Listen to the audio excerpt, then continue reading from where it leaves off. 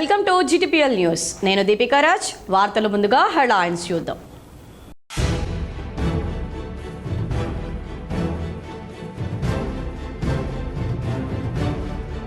కరీంనగర్ జిల్లాలో పెళ్లింట విషాదం.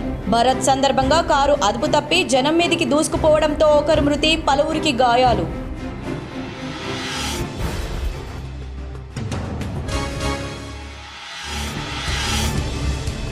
సామాజిక పెన్షన్లు రుణాల కింద జమ చేస్తే క్రిమినల్ చర్యలు తప్పవు. బ్యాంకర్లను ఆదేశించిన రాజన్న సిరిసిల్ల జిల్లా కలెక్టర్ సందీప్ కుమార్ ఝా.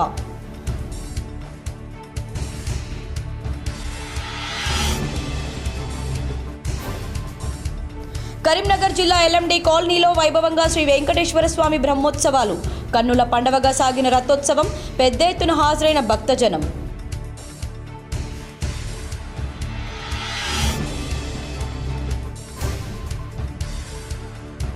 తెలంగాణలో భారీగా IPS అధికారుల బదిలీలు. కరీంనగర్, నిజామాబాద్, రామగుండం పోలీస్ కమిషనర్లతో పాటు SPలు బదిలీ.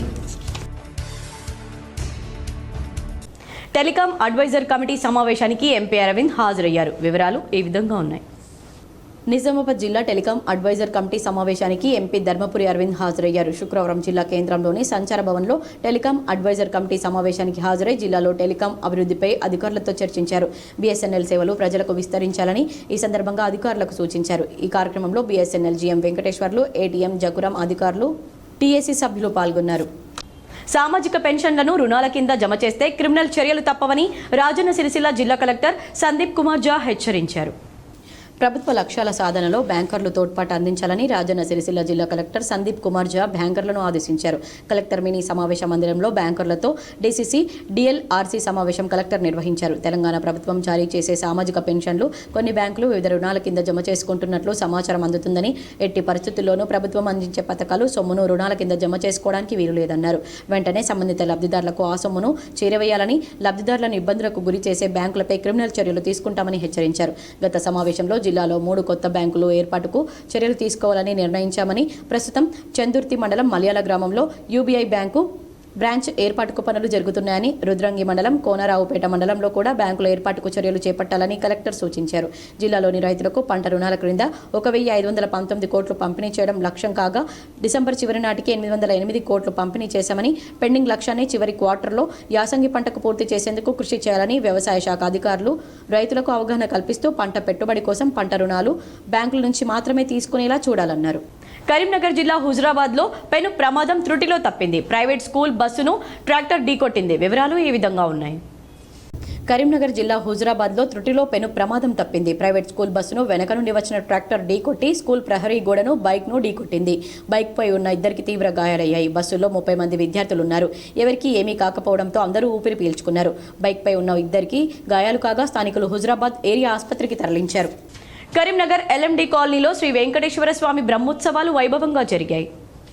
కరీంనగర్ జిల్లా LMD కాలనీలో శ్రీ వెంకటేశ్వర స్వామి బ్రహ్మోత్సవాల్లో భాగంగా రథోత్సవాన్ని కన్నుల పండుగగా నిర్వహించారు. పెద్ద సంఖ్యలో భక్తులు పాల్గొని రథాన్ని లాగారు. భక్తి శ్రద్ధలతో మహిళలు కోలాటమాడారు. DJ సౌండ్స్, నృత్యాలు చేశారు. LRSకు దరఖాస్తు చేసుకున్న వారికి ఈ నెల 31లోగా చెల్లిస్తే 25% రాయితీ కల్పిస్తున్నట్లు సూడా చైర్మన్ నరేందర్ రెడ్డి తెలిపారు. LRSకు దరఖాస్తు చేసుకున్న వారు ఈ నెల 31లోగా ఫీజు చెల్లిస్తే 25% రాయితీ లభిస్తుందని సూడా చైర్మన్ కోమటిరెడ్డి నరేందర్ రెడ్డి కోరారు. నేడు కరీంనగర్లో అడిషనల్ కలెక్టర్ ప్రఫుల్ దేశాయ్తో కలిసి మీడియాతో మాట్లాడుతూ ఆన్లైన్లో LRS చెల్లించవచ్చని తెలిపారు. లేఅవుట్ లేని ల్యాండ్లను క్రమబద్ధీకరణ చేసుకోవాలని కోరారు. ప్రభుత్వం కల్పించిన అవకాశాన్ని సద్వినియోగం చేసుకోవాలన్నారు. ఆన్లైన్లో పేమెంట్ చేసుకుంటే సరిపోతుంది, అసలు ఆఫీస్కి రావాల్సిన అవసరం లేదు. ఏదైతే ఫీజు ఇంటిమేట్ అయిందో వాళ్ళు దాన్ని ఆన్లైన్లో పేమెంట్ చేస్తే ఆటోమేటిక్గా పేమెంట్ జరిగిన తర్వాత ఎవరైతే అధికారులు ఉన్నారో వాళ్ళు పూర్తి స్థాయిలో క్లియర్ చేయడం జరుగుతుంది. మున్సిపల్ వర్కర్స్కు కనీస వేతనం 26,000 రూపాయలు చెల్లించి సమస్యలు పరిష్కరించాలని కరీంనగర్లో మున్సిపల్ కార్మికులు ధర్నా చేశారు. కరీంనగర్ మున్సిపల్ కార్పొరేషన్ ఎదుట మున్సిపల్ వర్కర్స్ ఆందోళనకు దిగారు. కనీస వేతనం 26,000 చెల్లించాలని CITU ఆధ్వర్యంలో ధర్నా చేశారు. ధర్నా వద్దకు అదనపు కమిషనర్ వేణుమాధవ్ వచ్చి కార్మికుల సమస్యలను తెలుసుకుని 15 రోజుల్లో సమస్యలన్నీ పరిష్కరిస్తామని హామీ ఇవ్వడంతో ఆందోళన విరమించారు. ధర్నాలో CITU జిల్లా అధ్యక్షులు గీట్ల ముకుందరెడ్డి, కార్యదర్శి ఎడ్ల Ramesh, employees side workers union జిల్లా అధ్యక్షులు అశోద రవీందర్, నగర అధ్యక్షులు రాచమల్లయ్య, నగర ప్రధాన కార్యదర్శి కవ్వంపల్లి రవి పాల్గొన్నారు. కాంట్రాక్ట్ అవుట్సోర్సింగ్ కార్మికులను మేము రెగ్యులరైజ్ చేస్తాం, పర్మనెంట్ చేస్తామని చెప్పి హామీ ఇచ్చారు. ఆ హామీని కూడా నిలబెట్టుకోవాలని చెప్పి మేము డిమాండ్ చేస్తున్నాం. బీజేపీ 2 ఎమ్మెల్సీలను గెలుచుకోవడంతో మంత్రి పొన్నం ప్రభాకర్ రాజకీయంగా దిగజారుడు వ్యాఖ్యలు చేస్తున్నారని మాజీ మేయర్ సునీల్ రావు ఆరోపించారు. కరీంనగర్లో మీడియాతో మాట్లాడుతూ కాంగ్రెస్ పార్టీ పట్టభద్రుల ఎమ్మెల్సీలో మాత్రమే అభ్యర్థులను పెట్టి మిగతా 2 స్థానాల్లో పోటీలో పెట్టకపోవడం ఆంతర్యం ఏమిటో చెప్పాలని డిమాండ్ చేశారు. సాక్షాత్తు పట్టభద్రుల స్థానంలో ఓడిపోయిన అభ్యర్థి కాంగ్రెస్ పార్టీకి నాయకత్వం లేమి ఉండదని చెబుతున్నాడని తెలిపారు. రాజీవ్ రహదారిని నేషనల్ హైవేగా మార్చాలంటున్న మంత్రి పొన్నంకు అవగాహన ఏంటో అర్థమవుతుందని విమర్శించారు.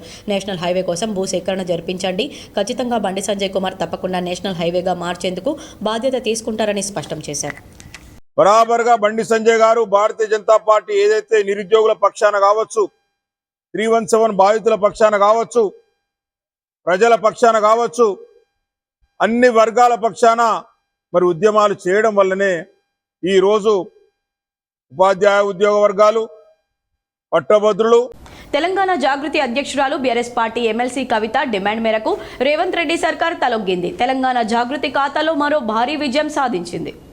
తెలంగాణ జాగృతి అధ్యక్షురాలు బీఆర్ఎస్ పార్టీ ఎమ్మెల్సీ కవిత డిమాండ్ మేరకు బీసీ రిజర్వేషన్లపై వేర్వేరు బిల్లులు పెడతామని కేబినెట్ సమావేశంలో నిర్ణయం తీసుకుంది. విద్యా, ఉద్యోగ, రాజకీయ రంగాల్లో రిజర్వేషన్లపై వేర్వేరు బిల్లులు పెడితేనే బీసీలకు న్యాయం జరుగుతుందని ఎమ్మెల్సీ కవిత బలంగా వాదించారు. ఏడాది కాలంగా బీసీల కోసం తెలంగాణ జాగృతి అధ్యక్షురాలు ఎమ్మెల్సీ కవిత కదం తొక్కారు.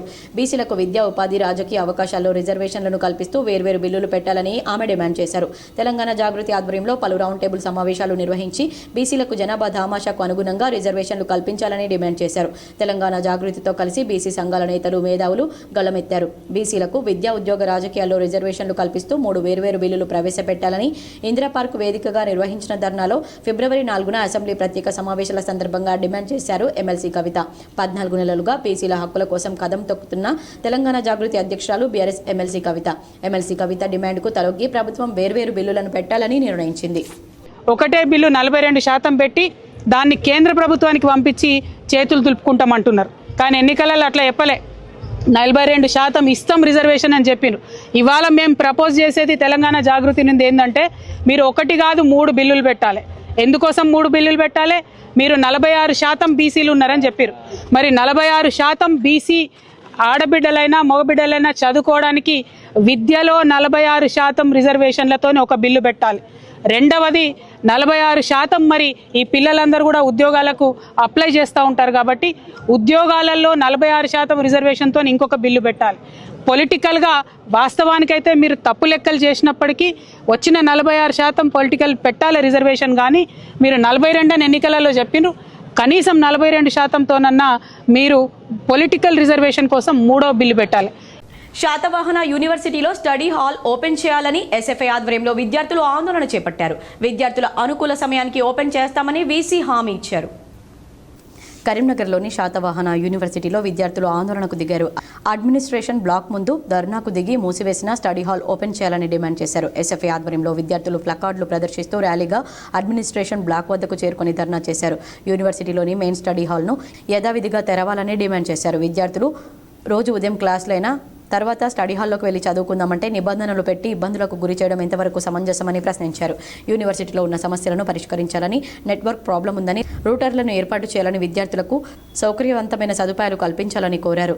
సెల్ఫ్ ఫైనాన్స్ కోర్సులను రెగ్యులర్ చేయాలని డిమాండ్ చేశారు. దాదాపు 2 గంటల పాటు విద్యార్థుల ధర్నాతో వైస్ ఛాన్సలర్ ఉమేష్ కుమార్ స్పందించి సమస్యలన్నీ పరిష్కరిస్తామని హామీ ఇవ్వడంతో ఆందోళన సద్దుమణిగింది. ఎస్ఎఫ్ఐ జిల్లా అధ్యక్షులు కాంపెల్లి అరవింద్, యూనివర్సిటీ విద్యార్థులు వెంకటేష్, రోహిత్ తదితరులు పాల్గొన్నారు.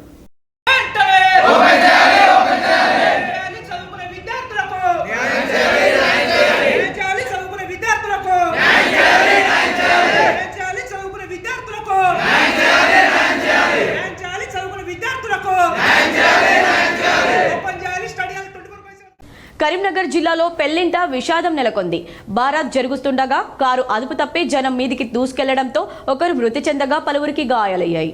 కరీంనగర్ జిల్లా శంకర్పట్నం మండలం మెట్పల్లిలో పెళ్లింట విషాదం అలుముకుంది. మెట్పల్లికి చెందిన నవ్యకు మానకొండూరు మండలం చెంజర్ల గ్రామానికి చెందిన అశోక్తో నిన్న వివాహం జరిగింది. అప్పగింతల అనంతరం రాత్రి పెళ్లి బరాత్ నిర్వహించారు. వధూవరులు ఉన్న కారు అదుపు తప్పి పెళ్లి బరాత్లో ఉన్న జనం మీదికి దూసుకెళ్లింది. 10 మంది గాయపడ్డారు. గోడకు ఢీకొట్టి కారు ఆగిపోయింది. గాయపడ్డ వారిని హుజరాబాద్ ఆసుపత్రికి తరలించి ప్రాథమిక చికిత్స చేసి వరంగల్ ఎంజీఎంకు తరలించారు. సీరియస్ గా ఉన్న పెళ్లి కూతురు చిన్నమ్మ బాకారపు ఉమను వరంగల్ నుంచి హైదరాబాద్ కు తరలిస్తుండగా మార్గ మధ్యంలో మృతి చెందారు. కారు డ్రైవర్ నిర్లక్ష్యం వల్లే ప్రమాదం చోటు చేసుకుందని స్థానికులు తెలిపారు. బ్రేక్ పై కాలు పెట్టాల్సింది పోయి క్లచ్ పై పెట్టడంతో జనం మీదికి కారు దూసుకెళ్లిందని స్థానికులు చెబుతున్నారు. డ్రైవర్ పై పోలీసులు కేసు నమోదు చేసి అరెస్ట్ చేశారు. తిరుమల తిరుపతి దేవస్థానం తరహాలో యాదగిరిగుట్ట శ్రీ లక్ష్మీ నరసింహస్వామి ఆలయానికి ట్రస్ట్ బోర్డు ఏర్పాటు కానుంది. ఈ మేరకు రాష్ట్ర మంత్రి మండలి గురువారం ఆమోదం తెలిపింది. యాదగిరిగుట్ట ఆలయానికి తీతీదే తరహాలో స్వయం ప్రతిపత్తి రానుంది. దేవాదాయ శాఖ కమిషనర్ నియంత్రణ ఇక ఉండదు. రాష్ట్ర ప్రభుత్వ పరిధిలో దేవాలయం ఉండనుంది. యాదగిరిగుట్ట ఆలయానికి ట్రస్ట్ బోర్డు పదవీకాలం, నిధులు, ఉద్యోగుల నియామకాలు, బదిలీలకు సంబంధించిన సర్వీస్ రూల్స్, ఈఏఓగా ఏ స్థాయి అధికారి ఉండాలనే వివరాలను కేబినెట్కు నోట్ రూపంలో అందించారు. దేవాదాయ శాఖ చట్టం 1987లోని చాప్టర్ 14 కింద యాదగిరిగుట్ట లక్ష్మీ నరసింహస్వామి దేవస్థానాన్ని చేర్చినట్లు తెలిసింది. ఈ మేరకు అసెంబ్లీలో చట్ట సవరణ చేయనున్నట్లు సమాచారం. యాదగిరిగుట్ట దేవస్థానానికి ఈఓఏగా ఐఏఎస్ అధికారిని లేదంటే అదనపు కమిషనర్, ఆపై స్థాయి అధికారిని నియమించాలని కేబినెట్కు సమర్పించిన నోట్లో పేర్కొన్నారు. ఈ బోర్డుకు చైర్మన్తో పాటు 10 మంది సభ్యులను నియమిస్తారు. ఇందులో ఒకరు ఫౌండర్ ట్రస్టీ కాగా మిగిలిన 9 మందిని రాష్ట్ర ప్రభుత్వం నామినేట్ చేస్తుంది. ఎక్స్ అఫీషియో సభ్యులు కూడా ఉంటారు. వీరిలో రాష్ట్ర ప్రభుత్వం ప్రధాన కార్యదర్శితో పాటు దేవాదాయ శాఖ ముఖ్య కార్యదర్శి, కమిషనర్, జిల్లా కలెక్టర్, ఆలయ ఈవో, వైటీడీఏ, వీసీ, ఆలయ స్థానాచార్యులు జాబితాలో ఉన్నట్లు సమాచారం. అదేవిధంగా ప్రత్యేక ఆహ్వానితులు ఉంటారు. బోర్డు పదవీకాలం 3 ఏళ్లు ఉండాలని నోట్లో ప్రతిపాదించారు. వార్షిక ఆదాయం 100 కోట్లు దాటే ఏ ఆలయాన్నైనా ఇదే తరహాలోకి తీసుకురావాలని ప్రతిపాదించారు. వేములవాడ దేవస్థానానికి సైతం ఇలాంటి ట్రస్ట్ బోర్డు వచ్చే అవకాశాలున్నాయని ప్రభుత్వ వర్గాల సమాచారం. కాచిగూడ టు నిజామాబాద్ డెమో రైలును రేపటి నుంచి రద్దు చేస్తున్నట్లు రైల్వే అధికారులు తెలిపారు.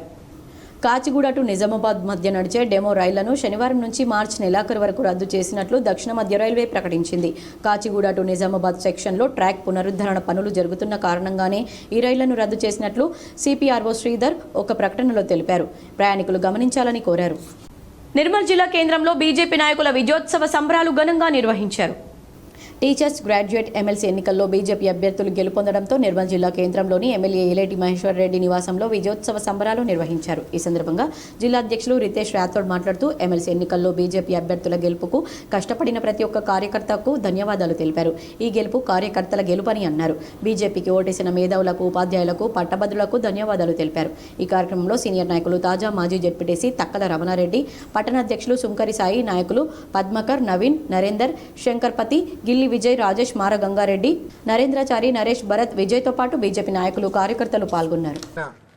అంజిరెడ్డి గారు, కుమరయ్య గారు ఒక 5,000 పైచిలకు మెజార్టీతో గెలుపొందడం రేపటి భవిష్యత్తు తెలంగాణలో ఏర్పడబోయే బీజేపీ ప్రభుత్వానికి ఇదొక తొలి అడుగుగా చెప్పడం జరుగుతుంది.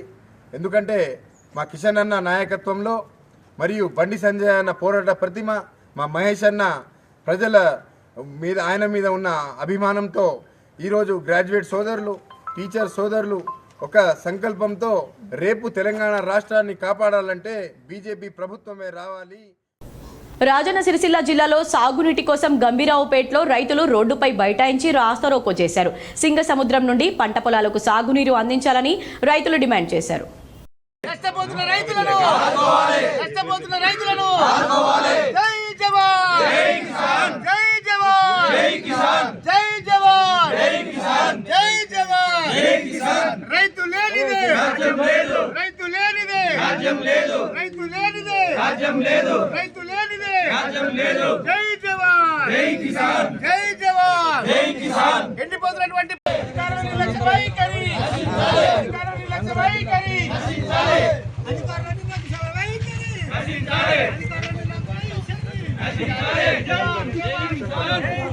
జై కిసాన్. రాజ్యం లేదు, రాజ్యం లేదు, రాజ్యం లేదు. ముత్యంపేట్ షుగర్ ఫ్యాక్టరీ భూములను కాపాడాలని కోరుట్ల నియోజకవర్గ బీజేపీ సీనియర్ నాయకులు డాక్టర్ రఘు పిలుపునిచ్చారు.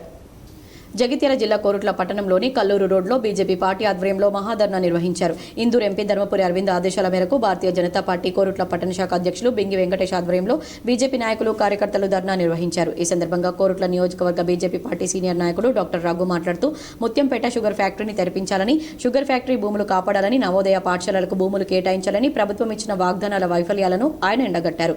ఇచ్చిన హామీలను విస్మరించిన కాంగ్రెస్ వెంటనే గద్దె దిగాలని, రాష్ట్ర ప్రభుత్వం అవలంబిస్తున్న రైతు వ్యతిరేక విధానాలు నశించాలని, బీసీ కులాల రిజర్వేషన్లో అన్యమతస్థులను చేర్చకూడదని, ఎన్నికల సమయంలో ఇచ్చిన హామీలన్నింటినీ తక్షణమే నెరవేర్చాలని రాష్ట్ర ప్రభుత్వాన్ని డాక్టర్ రఘు డిమాండ్ చేశారు. ఎంపీ అరవింద్ అన్న గారు 2 నవోదయ స్కూళ్ళు మన నిజామాబాద్ పార్లమెంట్ తీసుకొచ్చారు. దాంట్లో జగిత్యాల డివిజన్లో కోర్టులో పెడితే ఈ విద్యార్థులకు 2 జగిత్యాల కోర్టు మెట్పల్లికి మధ్యలో కోర్టులో ఉంది కాబట్టి కోర్టులో పెడితే మనకి 2 టౌన్స్ కవర్ అయితే అని చెప్పి కోర్టులో అక్కడ జక్రాన్పల్లి పెడితే బోధన్ నుంచి నిజామాబాద్ నుంచి జక్రాన్పల్లి విద్యార్థులకు అందరికీ సౌలత్ అవుతుందని చెప్పి అన్న నిర్ణయించి కలెక్టర్ తోటి లెటర్ అన్ని కేంద్రంకు పంపించి అన్ని అప్రూవల్స్ వచ్చినాక సుదర్శన్ రెడ్డి గారు Bodhan Nizam sugar factory lands ను అన్యాకృతం చేద్దామనే ఆలోచనతో ఇది మళ్ళీ నవోదయ కలాటి చేద్దామని ఒక లెటర్ పంపడం వల్ల ఈ రోజు విద్యార్థుల నవోదయ స్కూల్ అనేది ప్రపోజల్ క్యాన్సిల్ కావడం జరిగింది. దీనికి ప్రధాన కారణము సుదర్శన్ రెడ్డి గారు ప్రవర్తించిన విధానము. ఒక షుగర్ ఫ్యాక్టరీ రైతులకు ఎలాగైనా అన్యాయం చేసిండ్రు, అన్యాయం జరుగుతుంది. ఇక్కడ మాకున్న షుగర్ ఫ్యాక్టరీకి దాదాపుగా 6,000 మంది రైతులకు అన్యాయం జరగడమే కాకుండా 10,000 మంది కర్షకులు, కార్మికులు షుగర్ ఫ్యాక్టరీ మీద డిపెండ్ అయి ఉన్నారు. వీళ్ళందరికీ అన్యాయం జరుగుతుంది. మరికొన్ని మండలాల వార్తలు.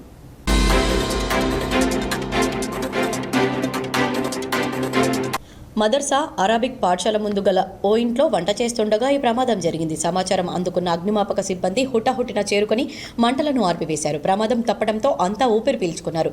ఇంట్లోని వస్తువులు కాలిపోయాయని, ఆస్తి నష్టం జరిగిందని తెలిపారు. వార్తలు ముగించే ముందు హెడ్లైన్స్ మరోసారి.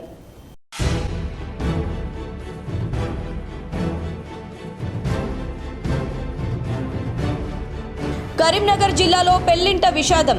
భరత్ సందర్భంగా కారు అదుపు తప్పి జనం మీదికి దూసుకుపోవడంతో ఒకరు మృతి, పలువురికి గాయాలు.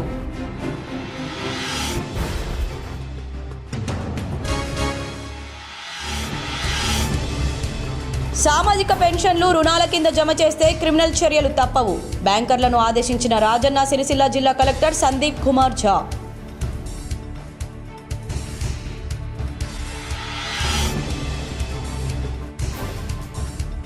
కరీంనగర్ జిల్లా ఎల్ఎండి కాలనీలో వైభవంగా శ్రీ వెంకటేశ్వర స్వామి బ్రహ్మోత్సవాలు. కన్నుల పండవగా సాగిన రథోత్సవం, పెద్ద ఎత్తున హాజరైన భక్తజనం.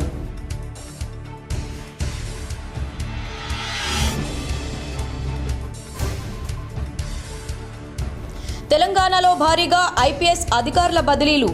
కరీంనగర్, నిజామాబాద్, రామగుండం పోలీస్ కమిషనర్లతో పాటు ఎస్పీలు బదిలీ. ఈ వార్తలు ఇంతటితో సమాప్తం. తిరిగి ప్రసారమయ్యే వార్తల్లో మళ్ళీ కలుద్దాం. అంతవరకు చూస్తూనే ఉండండి మీ జీటీపీఎల్.